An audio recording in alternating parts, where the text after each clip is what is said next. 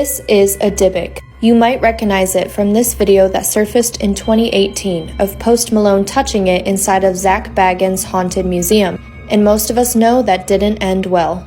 But what is a Dybbuk, and why is it considered the most haunted item in the world?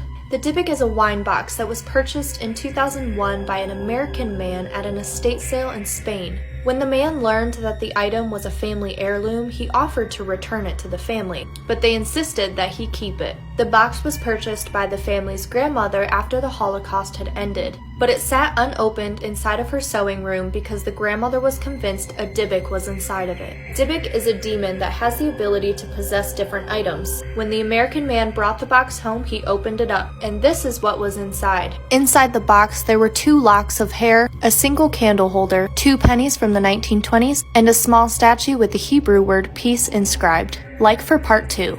Located in a cemetery in Vermont, there is a grave with a window to peek inside. This grave belonged to a man named Timothy Clark Smith.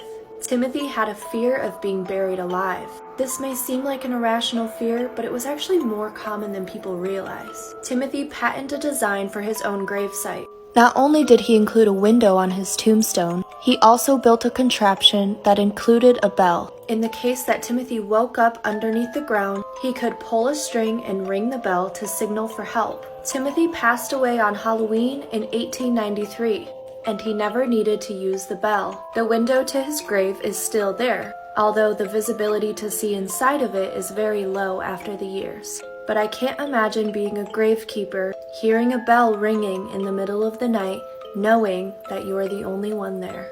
October Day 9. Even if you haven't touched the Bible, you probably know what an angel looks like. Usually wearing white robes with swan-like wings and maybe even a halo above their head. Except that's not at all what angels look like according to the Bible. These are biblically accurate.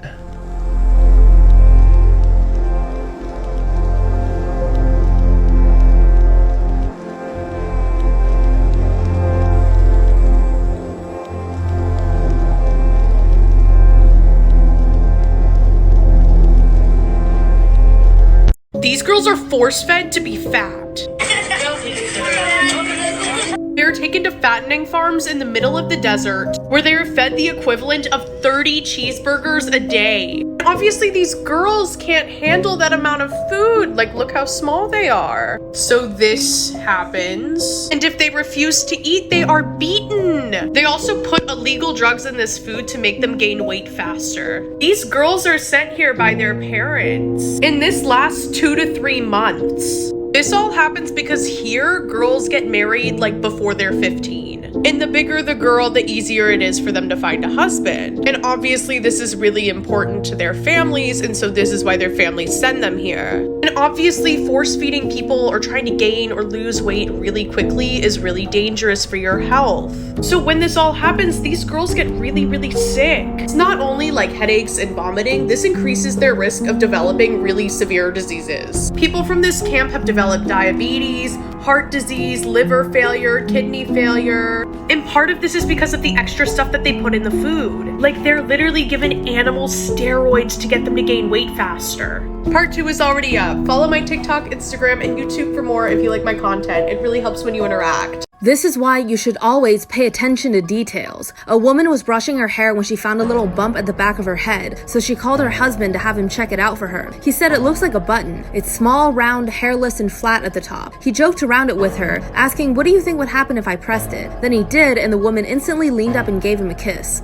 Then the husband kept pressing it as a joke, but something went wrong. It seemed like he pressed it all too many times, and a cool numbness spread down the woman's neck, around her arms and her legs. Her eyes automatically shut and her vision went black. A while later, the woman woke up and learned that she had fainted. The husband kept apologizing with tears in his eyes as if it was all his fault. Eventually, they both went about their lives and tried to forget about this incident, but the woman just couldn't, because afterwards, she came across a photo of her family in the living room. It was a photo of her and her husband's wedding propped up on a ceramic urn. She looked closer at the photo of her own face. She's smiling as if she's the happiest girl in the world, but there's a small scar under her left eyebrow, a scar that she now didn't have. This is why you should never spread rumors. Once there was a girl called Grace who always wore a hat to school. Even in the summer, she always had a knitted black beanie pulled down to her eyes. Soon, the rumors started around school. Some people said she must have bald patches or have another medical condition that the students didn't know about. Either way, she was constantly bullied for always wearing that hat.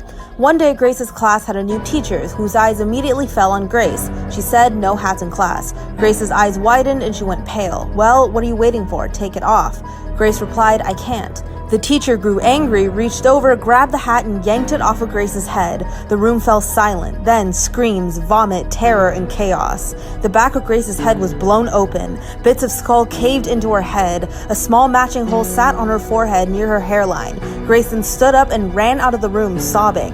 That was the last anyone has ever seen of Grace. A couple years passed and people stopped talking about it as much until a new kid joined their class. A kid who always wears a scarf. Ghost stories from around the world. Malaysia, the Penanggal. Once there was a young girl who was bullied by a lot of people in her village. People would often say really mean and terrible things to her, like she had a face that only her mother would love.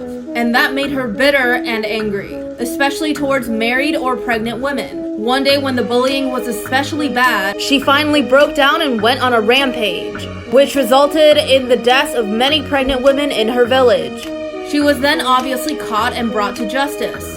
The villagers and the families of the victims hung her by a really tall tree, then used a different piece of rope and tied her legs together, then tied the other end of the rope to a bull. When the bull was let go, her body was pulled out, leaving her head and her organs dangling from the tree. And that's how she became a vengeful spirit, who floats around at night trying to find a pregnant woman to be her victim. This is why you should not do drugs. Before the video starts, send this to a friend to save a friend. This guy right here is Austin Haroof. At the time, he was a 19-year-old college student from the state of Florida. One day while eating din din with his mom, Austin got really mad and stormed out of the restaurant. Austin then walked 4 miles and came across a couple watching a movie in their open garage. Austin ran in the garage and started stabbing the woman and the man. A neighbor tried to help, but he got stabbed in the back by Austin, like literally. When the police arrived, they seen Austin chewing on the dead man's face. They also said that Austin had superhuman strength. It took 5 people to get him off, 1 K9, and a taser. Sometimes true for stranger than fiction. The case of Richard Trenton Chase is a story which even the most depraved horror writer would struggle to create. Over the course of 4 weeks spanning across 1977 and 1978, Richard Chase took the lives of 6 innocent victims in Sacramento, California. His murders gradually progressed in violence, beginning with drive-by shootings and culminating in acts of cannibalism. If you still use one of these things, you might want to take caution. In the mid-80s, 17-year-old Jason Finley was found deceased in his bedroom with 0 evidence as to what happened. Jason was in good health, and there was no evidence in his room that would suggest there was any kind of foul play that night. It wasn't until an autopsy revealed blood in Jason's inner ear, which points to an electrical surge of some kind. And that's when the pieces of this puzzle finally started to come together. Jason happened to be on the phone while there was a bad thunderstorm that night, and all it took was for his house to be struck by lightning and that electricity to travel through his telephone wires. The girl that Jason was on the phone with also admitted to hearing a weird clicking noise, a gasp from Jason, and then silence, which that kind of makes sense. When I was a teenager, I remember thinking that this was a complete myth, but it's not. It actually has happened and claimed several lives. But thankfully, that risk has greatly reduced due to less and less people using these kinds of phones. Unless you're a cell phone user that decides to use your phone while it's charging during a power surge. Whatever you do, never go searching for this video. These 5 friends were forced to kill each other by the Mexican cartel. These 5 young, aged from 19 to 22, were looking for some sort of employment, and they were promised a high-paying job at a call center. But when the alleged contact was taking them to meet the people for the job, it actually turned out to be a whole scheme to recruit them to the Mexican cartel. And when all 5 of these boys said they didn't want to join, the cartel then said okay and tied them up, taped their mouth and took a picture, and then recorded one of the friends killing all the other 4 friends. And after that, they put the 5th one, who just killed all of his friends, into a car and set it on fire. I am telling you right now, do not go searching for this video because you will find it. And trust me, you do not want to see something like this. This case is absolutely horrific, and the fact that this happens way more often than we think is just extremely scary and disturbing. It's just sad that these young men were just trying to get a job and make some money for themselves, but instead it turned into a living nightmare. Rest in peace, these 5 young men. This girl right here was babysitting and found a weird CD that said, "Do you want to see a ghost?" and took it home. What happened next when she put the CD in was terrifying. I'm gonna roll the clip right now.